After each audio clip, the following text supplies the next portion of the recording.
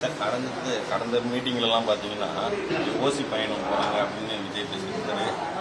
திராவிட கட்சிகள் பணம் கொடுத்து ஏமாத்த பார்க்குறாங்க சொல்லிட்டு இப்போ நானும் ஆட்சிக்கு வந்து 2026 மக்களுக்கு இலவசம் பண்ணலாம். அவர் என்ன மாதிரி கோட்பாடு?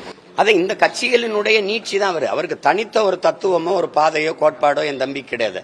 அவர் திராவிடம் தமிழ் தேசியம் ஒண்ணுங்கும் போதே அவருக்கு தனித்த பார்வையோ ஒரு திட்டமோ இல்லை.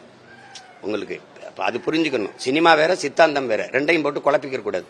உங்களுக்கு விளங்குதா?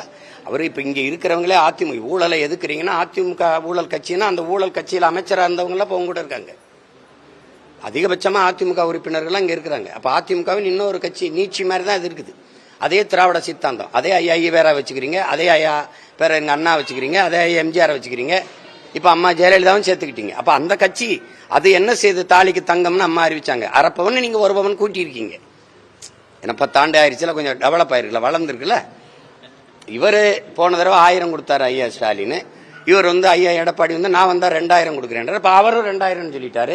அப்ப நான் வந்து நீங்க 2 பேரும் 2000மா, நான் 2500. இப்ப எங்க அண்ணன் பாண்டியராஜன் படத்துல ஒரு ஏழை விடுவாங்க. நம்ம ஐயா பயில் வாங்குறாங்கன்னா அதெல்லாம் உட்காந்து 2000 3000 4000 கடைசியா பிம்பிளிக்கு பிளாப்பிம்பாங்க. அந்த பிம்பிளிக்கு பிளாப்பி தான் இது.